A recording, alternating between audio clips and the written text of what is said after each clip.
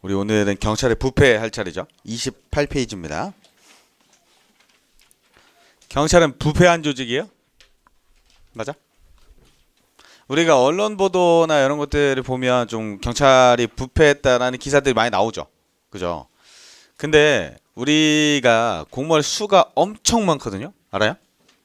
이게 일반직하고 우리하고 단순 비교를 하면요. 우리가 전체 조직 중에 군 다음으로 큽니다. 그래서 우리보다 더 큰 조직이 없어요. 인원이 그만큼 많다 보니까 당연히 이상한 사람도 많죠. 여러분들 그런 얘기 들어봤어? 도라이 총량의 법칙? 어디 가나 도라이는 다 있죠. 그죠? 남학생들은 군대에서 많이 봤을 텐데 군대 가면 별의별 놈 다 있죠. 그죠? 경찰도 마찬가지예요. 경찰은 어쨌든 우리가 면접이라는 과정을 통해서 한 번 더 거르기는 하지만 100% 완벽하진 않잖아. 그렇죠? 그래서 이상한 사람도 당연히 들어옵니다. 근데 문제는 뭐냐면 여러분들이 이 특이한 사례를 보고 경찰은 다 저런 사람들만 들어가는구나 이렇게 생각하는 게 좀 문제예요. 그래서 가끔 우리 경찰들이 뇌물을 받는다라는 이미지를 갖고 모든 경찰이 다 그러는구나 라고 생각하는 사람들도 있는데 다 그렇진 않죠. 어쩌다 한 명씩 나오는 건데 그런 사람들은 이제 언론 보도에서 좀 크게 때리니까 여러분들이 그렇게 인식을 할 수가 있죠. 근데 경찰이 부패했다는 인식이 왜 있을까? 소방이 부패했다는 인식은 본 적이 없죠. 부패하는 조직들은 보통 무슨 권한을 갖고 있을까? 누군가를 침해하는 권한을 갖고 있기 때문에 그 침해하는 권한을 나한테 행사하지 말라고 또는 다른 사람에게 행사해달라고 뇌물을 주는 거겠죠. 그렇죠? 그런 것들 때문에 여러분들이 권력적 기관, 이 권력기관에 대해서는 전부 다 부패 문제가 발생을 합니다. 그래서 여러분들 가끔 현타가 오는 때가 있을 거예요. 근무하다 보면 소방하고 우리하고 되게 사람들 인식이 차이가 많이 나잖아요. 그죠? 그렇지 않아? 소방관들은 되게 존경받고 우리는 뭐 맨날 짭새 소리만 듣고 좀 짜증나잖아. 그렇죠? 제가 저번 주에 했던 내용 중에 윤리적 냉소주의 가설이라는 게 있는데 이 윤리적 냉소주의가 뭐냐면요.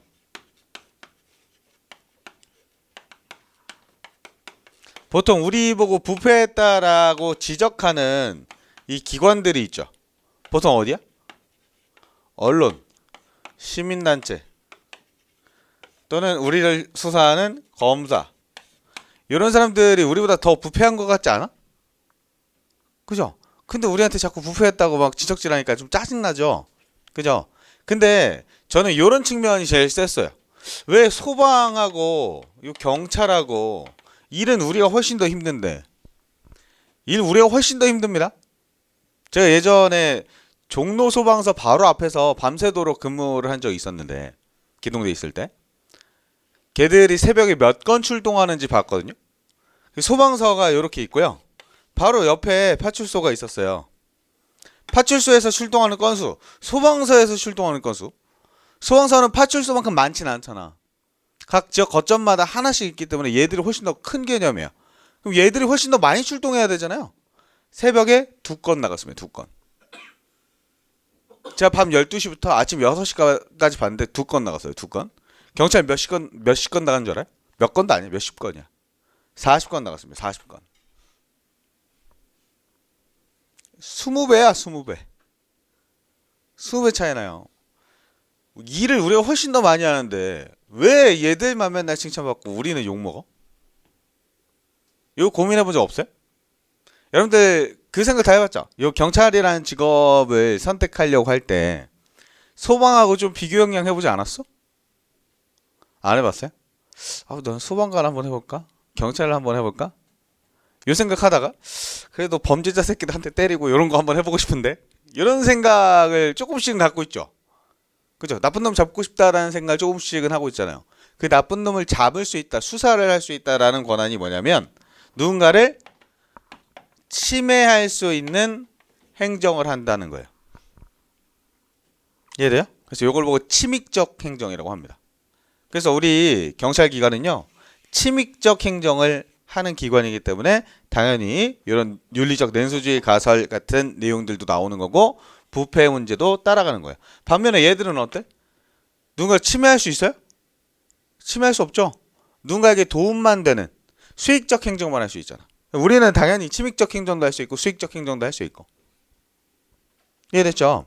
그래서 얘들하고 우리하고 국민들의 인식이 차이가 나는 거예요.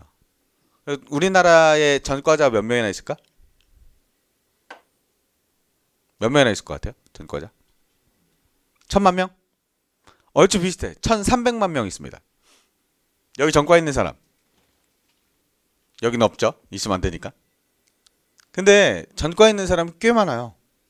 근데 전과가 그만큼 많다는 건 그만큼 우리한테 침해당했던 사람들이 많다는 소리겠죠.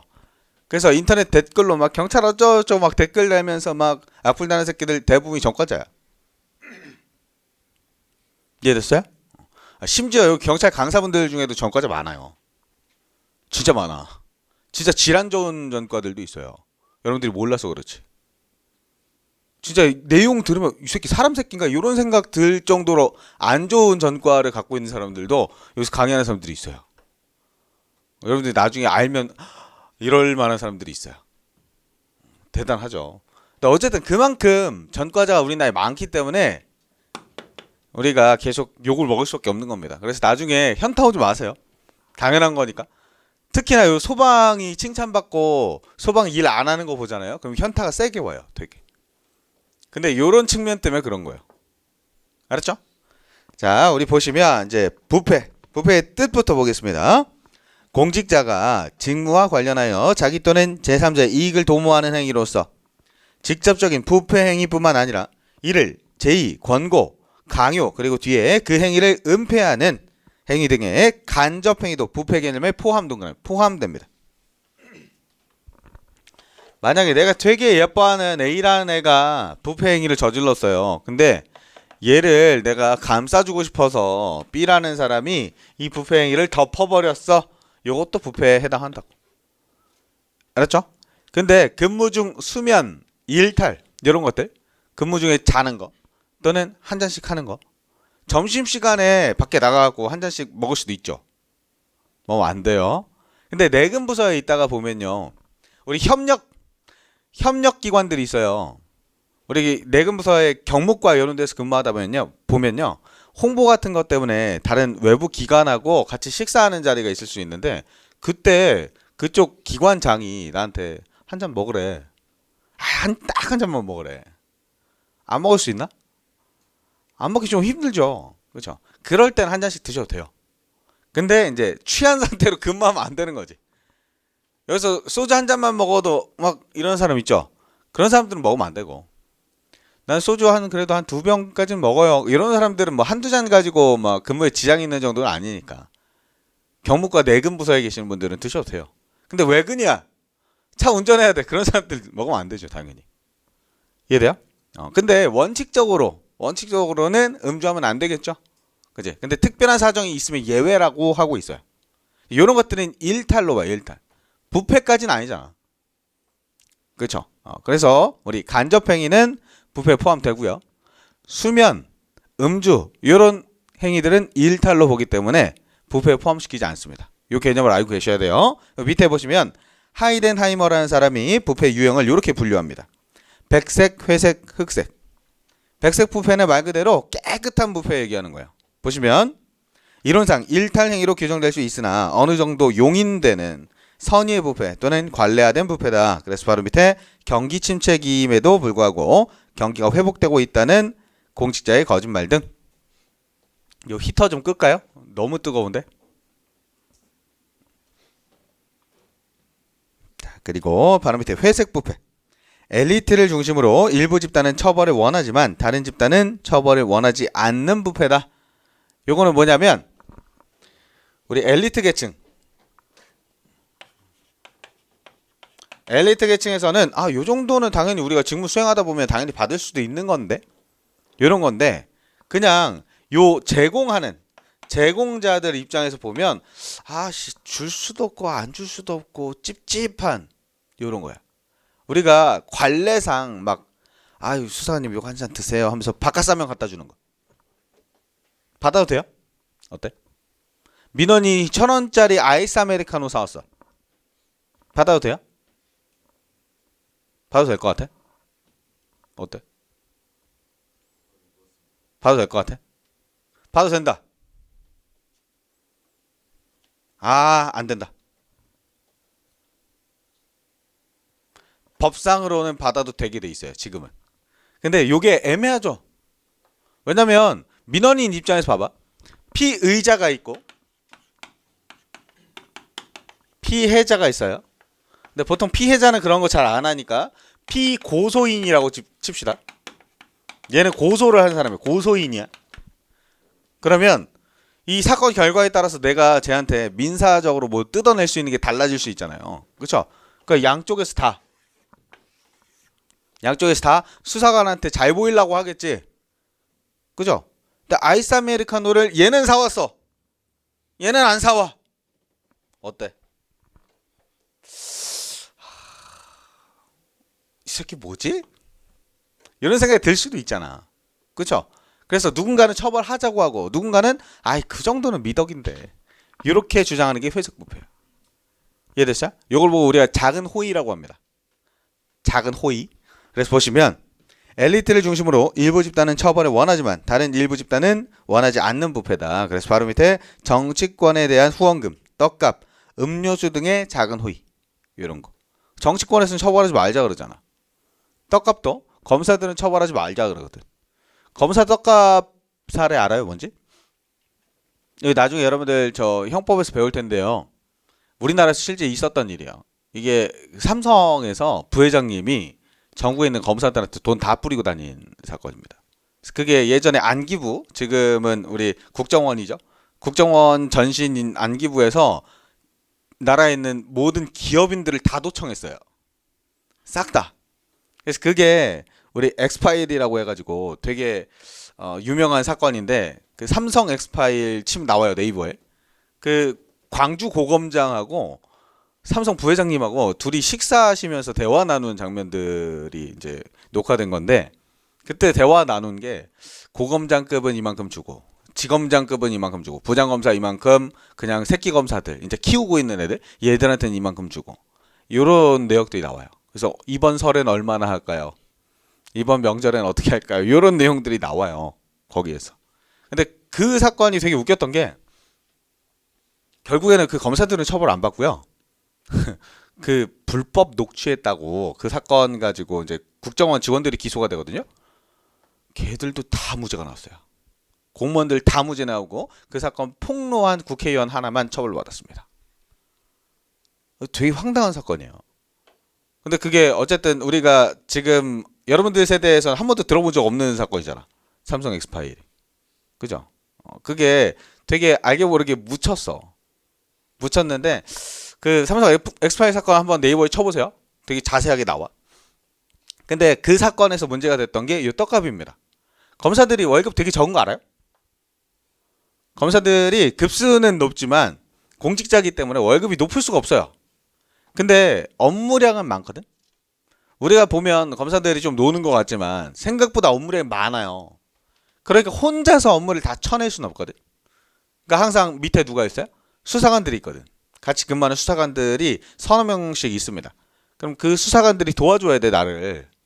그러면 이 사람들이 분명히 초과근무 수당을 받기야 하지만 자기 그냥 피곤하고 그럼 퇴근하면 되잖아. 공무원이니까. 초과근무가 의무는 아니니까. 그죠? 그래서 검사들이 이 사람들 초과근무 시키려면 어떻게 해야 돼? 밥도 사주고 술도 사주고 그죠? 살살 달래가면서 시켜야 될 거 아니야. 그죠? 그러니까 월급으로 부족한 거예요. 그래서 이 떡값을 받아도 괜찮다라고 주장하는 분들이 실제로 있었어요. 그때. 검사들 월급이 얼마나 적은데 요 정도 받는 거 가지고 뭐라고 하냐 이렇게 하는 사람들이 꽤 있었습니다. 요게 작은 호의야. 얘들 입장에서는. 우리가 봤을 때는 좀 뇌물 같죠? 그죠? 근데 얘들이 봤을 때는 뇌물까지는 아닌 거야. 여기 작은 호의입니다. 이해됐어요? 자, 그리고 그 밑에 흑색 부패. 사회 전체에 심각한 해를 끼치는 부패로 구성원 모두가 인정하고 처벌을 원하는 부패다. 그래서 바로 밑에 뇌물수수. 구분할 수 있겠죠? 실제 시험에서는 흑색과 회색을 바꿔서 냅니다. 자, 그리고 밑에 부정부패의 정의, 이 관직중심적 정의, 요거하고 공익중심적 정의가 좀 헷갈립니다. 관직중심 보시면 자신에게 주어진 권한을 사적 이익을 위해 남용하는 것. 그래서 요거는 오른쪽에다가 이렇게 써두세요. 권한 남용. 이게 포인트예요. 관직중심적 정의는. 그래서 밑에 우리 공익중심적 정의하고 비교를 하셔야 되는데요. 1번에 관직을 가진 사람이 법적 근거가 없는 금전적 이익을 제공하는 사람에게 이로운 행위를 하는 것. 요거는 법적 근거가 없는 이런 행위를 이 상대방에게 하는 거는 결국에는 어떻게 돼? 공중의 이익에 손해가 되기 때문에 그래요. 그래서 밑에 보시면 우리 2번에 공직자가 법적으로 규정되어 있지 않은 금전적인 또는 다른 형태의 보수에 의해 보수를 제공한 사람들에게 이로운 행위를 함으로써 공중의 이익에 공중의 이익에 손해를 끼칠 때 부패가 발생한다. 이게 공익중심적 정의입니다. 그래서 권한 남용이냐, 공중의 이익에 손해냐, 이 두 가지만 비교하시면 돼요. 관직중심이냐, 공익중심이냐. 그리고 바로 위에 있는 이 시장중심이 시험에 잘 나옵니다. 시장중심적 정의, 고객들은 잘 알려진 위험을 감수하고라도 원하는 이익을 받는 것을 확실히 하기 위해 높은 가격을 지불하는 결과 발생하는 부패다. 이건 거래 관계에 있다는 소리겠죠? 그죠? 자, 밑에 결론 보시면요. 1번 부패행위는 돈, 재화, 서비스, 지위, 영향력, 위신, 장래 지원 등의 목적을 위해 행해지며 적법한 권한 행사라도 사적인 이익에 동기가 개입되고 사적 이익이 결부되면 부정부패에 해당한다. 근데 2번 보시면요. 부패행위를 은폐하려는 간접행위도 부패에 포함되며 근무 중 수면 동그라미, 수면이나 음주와 같은 행위는 일탈에는 해당하지만 부패는 포함되지 않는다. 여러분들 나중에 근무하다가 수면 다 할 거예요? 어때? 지나가다가 순찰차 가만히 서 있으면서 자고 있는 거 본 적 있어? 본 적 있죠? 한 번도 못 본 사람. 지나가다가 순찰차 가만히 서 있는 거 못 봤어요? 못 봤어, 한 번도? 밖에 안 돌아다니니? 밖에 다니다 보면 순찰차가 골목이나 이런 데 그냥 가만히 서 있는 경우들이 있어요. 그거 뭐 하고 있는 거게? 자는 거? 그냥 구석에 짱 박혀서 자는 거야? 그런 건 아니고요. 우리가 지구대 관할구역이 있으면 지구대 관할구역이 이렇게 있으면 순찰차별로 관할구역이 다 달라요. 이게 순찰차가 뭐 4대 있다라고 칩시다. 그럼 지구대가 여기 가운데 있잖아. 그럼 여기에서 여기까지 출동하려고 그러면 시간이 오래 걸리죠. 그죠? 그래서 순찰차별로 관할구역을 이렇게 나눠서 출동하기 가장 적합한 장소에서 기다리고 있는 거예요. 이해돼요? 여기에 예비 순찰차가 만약에 있어. 그럼 나는 여기서 대기하는 경우들도 있거든. 이해됐죠? 그래서 신고가 많은 지역이거나 아니면 우범지대거나 만약에 여기가 항상 강도 같은 게 이루어지는 장소야. 거기 순찰차가 서 있어. 강도 저지를 수 있어요? 어렵죠? 그래서 하는 거야, 거점근무를. 근데 거기서 대기하다 보면요. 잠이 와요, 안 와요? 잠이 오죠. 너네가 주야 비유 근무해봐요. 그럼 당연히 잠이 와요. 어제 낮에 근무해서 오늘 저녁에 출근해서 저녁에 근무해서 몇 시에 자?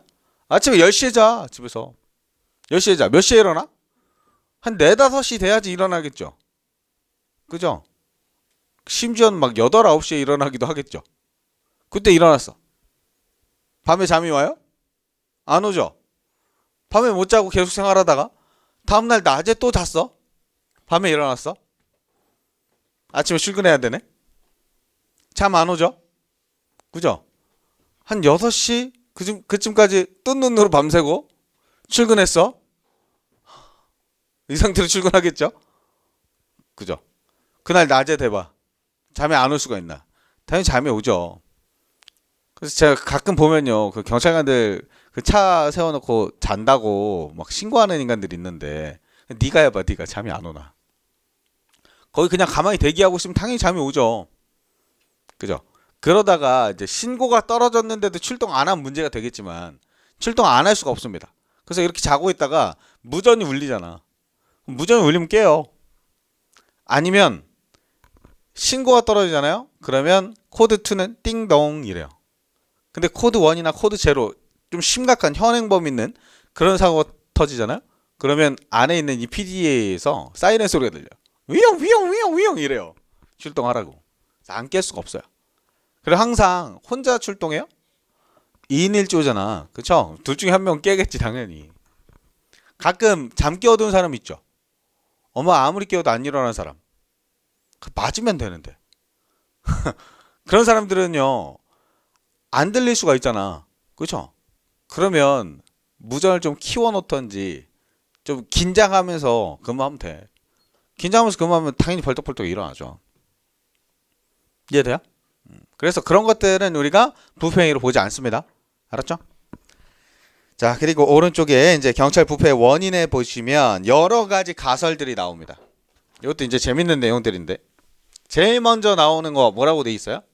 미끄러운 경사로 가설이라고 돼 있죠.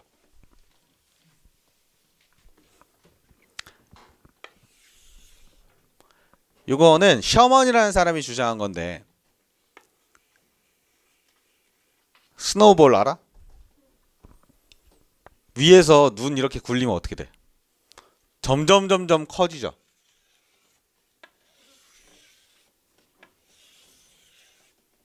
점점 커지죠. 내려갈수록. 그죠? 부패는 이렇게 발생한다라는 건데 작은 호의. 얘는 뭐에 빗대냐면 공짜 커피. 이게 이걸 보면 되게 사람 사는 세상이 다 똑같다라고 느끼는 게 미국에서 주장한 이론인데요. 순찰도는 경찰관들을 보면 어때? 한여름에 40도야.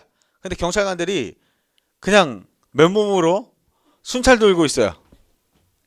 어때? 여러분들이 느끼는 감정이? 아무 생각 안 들어? 불쌍하다 이런 생각이 들죠. 아유 안쓰럽다. 쟤 순찰 왜 돌아? 지금 우리 지켜주려고 도는 거잖아. 그죠? 그러니까 커피라도 한 잔 사주려고 하는 게 사람 마음이라는 소리야. 그래서 동네에 그냥 할머니들 앉아있는데 지나가다 보면 어이 김승경 일로 와! 해가지고 막걸리도 한 잔 주고 음료수도 한 잔 주고 이럴 수 있잖아. 그죠? 이런 것들을 작은 호의라고 보는 거야. 근데 이 셔먼이 주장하는 건 뭐냐면요. 얘는 아직 부패는 아니야. 요걸 가지고 부패행위라고 하면 좀 너무하잖아. 그죠? 사람 사는 세상인데. 그죠? 요거 아직 부패가 아닌데 요걸 계속 받다 보면 도덕적 가치관 같은 게 마비돼 가지고 점점 큰 걸 받게 된다라는 거야. 커피를 받았어. 다음 날은 밥 얻어 먹었어. 그 다음 날부터 용돈을 조금씩 쥐어주네. 그러더니 정기적으로 상납을 해. 이해돼? 그러다가 성삼납도 받고 그러다가 마약에까지 손댄다. 요게 셔먼의 미끄러운 경사로 이론이야. 요거 계속 받다 보면 도덕적 가치관이 마비된다. 이해됐죠? 됐나요? 그래서 여기서 핵심은 뭐냐면 이 작은 호의. 이 작은 호의는 부패에 해당한다 안 한다? 해당하지 않는다라는 게 핵심이에요. 알았죠? 부패에 해당하지 않는 작은 호의를 계속 받더라도 계속 받다 보면 점점 뇌물로 이렇게 커지게 된다. 알았죠? 그래서 보시면 셔먼 부패에 해당하지 않는 동그라미 않는 공짜 커피 등 작은 호의가 습관화될 경우 미끄러운 경사로를 타고 내려오듯 점점 큰 부패로 이어진다는 이론이다. 바늘도둑이 소도둑된다. 우리나라랑 똑같죠? 자, 그리고 그 밑에 셔먼은 작은 부수입의 수용으로부터 불법 영업시간을 봐주는 대가로 금품을 수수하거나 나아가 도박장과 윤락업소로부터 갈취를 하고 결국에는 마약에 손대는 것까지 비교적 부드러운 경사로 하강 양상을 보인다고 했다. 이 사람을 이제 펠드버그라는 사람이 비판합니다.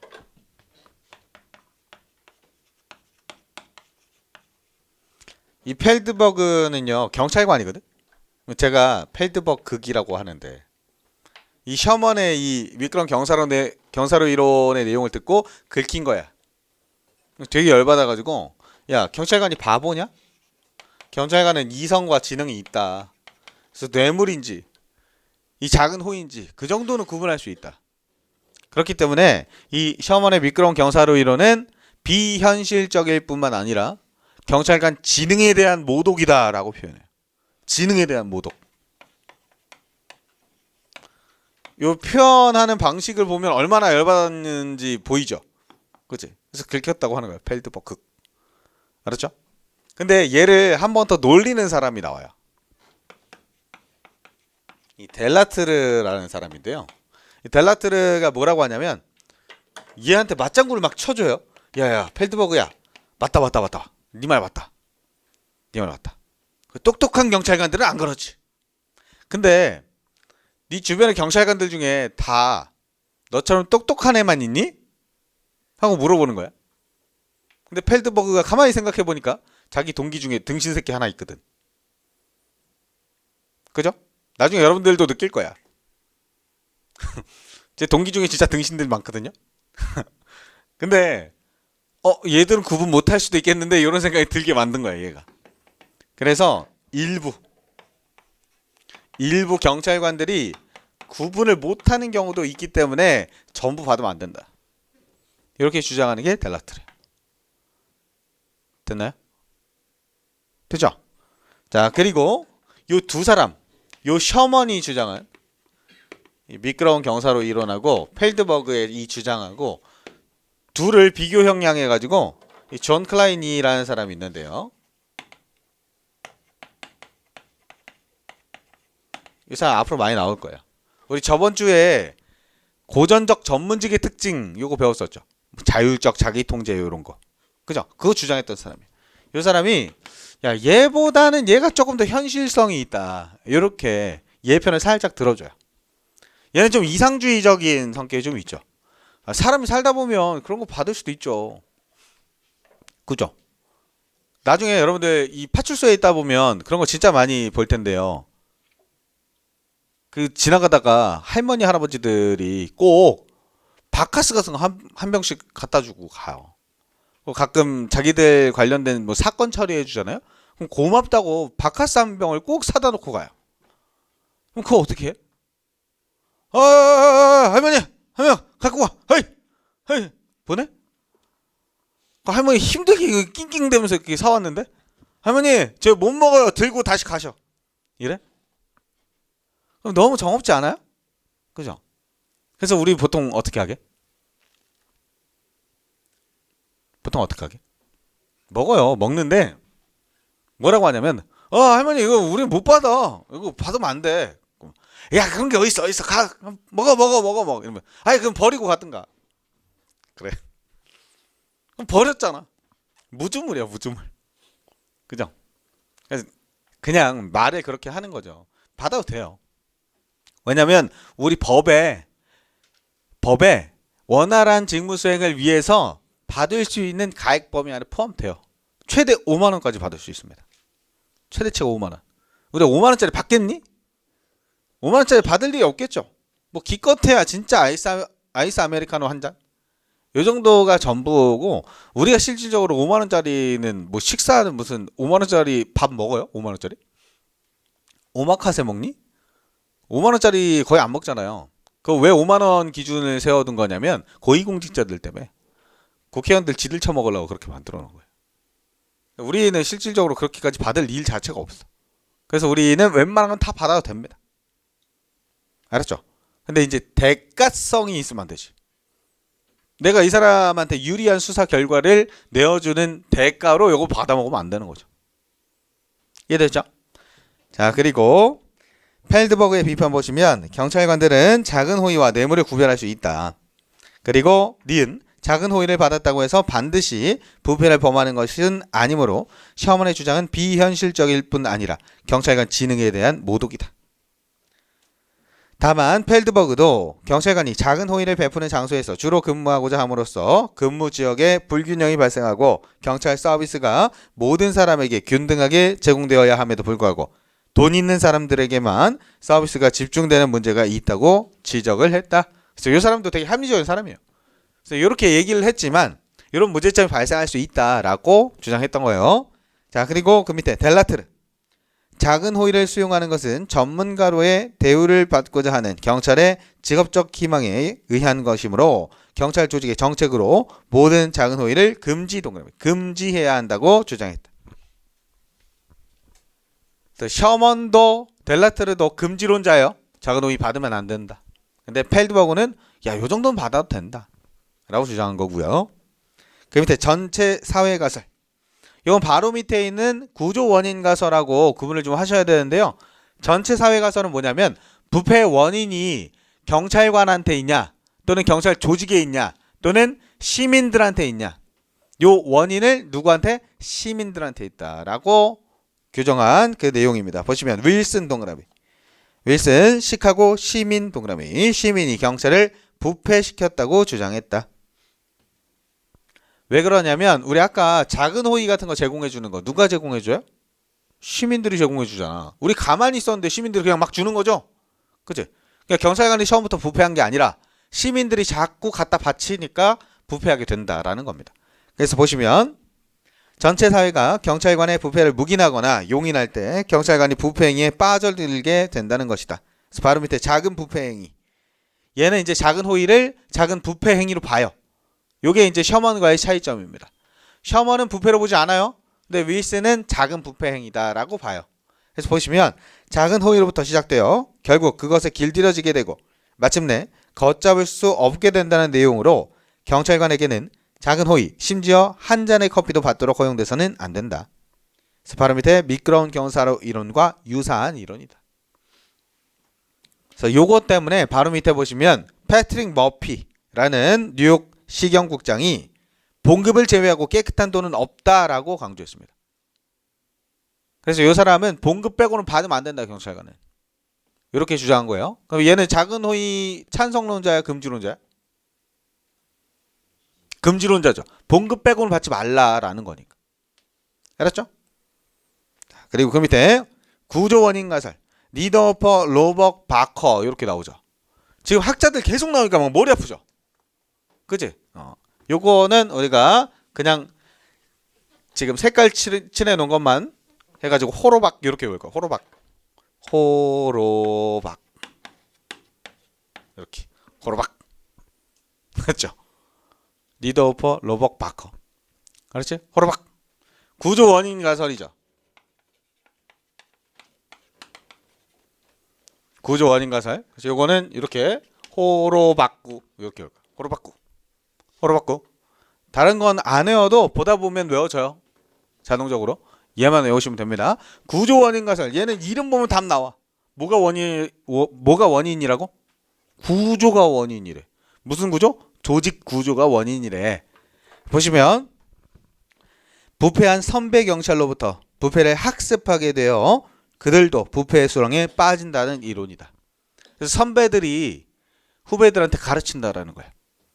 지금은 안 그런데요. 90년대 초반만 해도 이게 좀 심했대요. 그래서 제가 예전에 한참 한 20년 이상 선배님들하고 얘기해 보면 자기들 초임 때 딱 지구대 파출소 처음 배정 받았는데 선배들이 따라오라고 하더래. 그래서 따라갔더니 동네 오락실이죠. 불법 게임장. 싹 한 바퀴 돌더래요. 돌면서 수금하더래요. 그러더니 자기 보고 어딘지 다 봐놨지? 내일부터 네가 알아서 갔다 와. 그러더래. 그런 시대에 있었어요. 90년대까지. 근데 90년대 후반, 2000년대 초반 되면서 이제 경찰의 부패가 좀 사회 문제로 크게 이제 대두되면서 그때부터 이제 청장님이 너네 보수를 현실화 시켜 줄 테니까 지금부터 뇌물 받으면 다 죽인다, 다 자른다 라고 선언하고부터는 많이 없어졌습니다. 여기. 근데 그 전에만 해도 경찰관 월급 30만 원이었대. 그걸로 어떻게 먹고 사니? 그죠? 그래서 경찰관들이 어쩔 수 없이 그렇게 돈을 받을 수밖에 없었던 거야. 그러면서 이제 우리 경찰관들의 보수를 현실화 시켜주면서 이제 그런 관행들이 좀 없어졌던 거지. 이해돼요? 요거 지금 선배들이 가르쳤죠? 그죠? 그래서 부패의 원인은 어디? 구조, 조직에게 있다. 요게 구조 원인 가설입니다. 보시면 그 밑에 조직 부패 원인이 경찰관 개인이 아닌 조직 동그라미 조직에 있다고 보는데 이러한 조직의 부패한 관행이 경찰 조직 내부에서 침묵의 규범으로 받아들여진다. 서로 모른 척하게 된다라는 거야. 이해되죠? 이 침묵의 규범하고 반대되는 말이 있어요. 뒤에서 나오는데 내부 고발이라는 겁니다. 이제 외부 매체에다 공표해버리는 거. 우리 이렇게 부패한 조직이에요 라고 밖에 나가서 기자회견 해버리는 거. 이게 내부 고발이에요. 알았죠? 이 침묵의 규범하고 반대되는 말입니다. 자, 그리고 밑에 내려가서 썩은 사과 가설. 이건 뭐냐면 여러분들 귤 많이 먹죠 지금. 그죠? 귤 박스에다가 넣고 먹죠. 그지? 그러면 귤 안에 썩어 있는 귤 본 적 있죠? 무른 거 허옇게 곰팡이 피고 걔 그대로 박스 안에 방치해두면 어떻게 돼? 옆에 있는 애들한테도 점점 번지죠? 그죠? 그거랑 똑같다라는 거예요. 이건 지금 얘들이 썩은 이유가 뭐야? 처음에 있었던 그 썩은 귤 하나 때문에 다른 애들도 썩게 되는 거죠?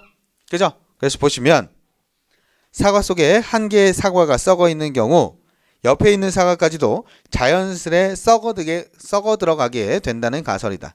바로 밑에 부패의 원인이 자질 없는 경찰관들을 모집 단계에서 배제하지 못하고 조직 내 유입됨으로써 경찰의 부패가 발생한다는 것으로 조직 부패의 원인을 조직의 체계적 원인보다는 개인 동그라미, 개인적 결함에 있다고 본다. 썩은 사과 요거하고 구조 원인 가설하고 비교할 수 있겠죠. 그리고 다음 페이지 더티에리의 문제. 대의 명분 있는 부패. 요 더티에리는요 영화 주인공이에요. 저 A라는 사람이 범인인 걸 내가 알아. 아는데 증거가 없어. 저 새끼 나쁜 새끼인데. 어떻게? 잡아다가 고문해버려요. 이 새끼야 불어. 너 이거 증거 다 어디다 숨겼어? 불어. 뭐 좁혀버리고 막 난리 나요. 결국엔 불어요. 그래서 증거물 다 찾아냅니다. 이 새끼 범인 맞아요. 범인 맞아요. 근데 이렇게 수사해도 되나? 안 되죠. 그러면 이 새끼 풀어줘야 되나? 이 살인범의 아동 강간범인데 풀어줘야 되나? 딜레마적이죠. 그치? 요게 더티엘의 문제예요. 그럼 대의 명분이 있는 부패죠. 그죠? 그래서 보시면 선한 목적 달성을 위한 법적, 윤리적, 정치적 더러운 수단의 딜레마적 상황에 대한 정당한 문제다. 목적은 선한데 수단이 더럽다.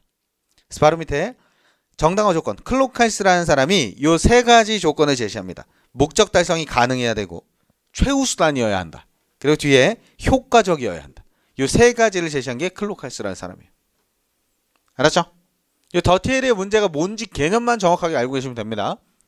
그리고 그 밑에 윤리적 냉소주의 가설. 요건 제가 아까 설명했던 내용인데 뒤에 보시면 경찰에 대한 외부 통제 기능을 수행하는 대중매체, 정치 권력, 시민단체 등의 부패가 냉소주의와 부패의 전염 효과를 가져온다.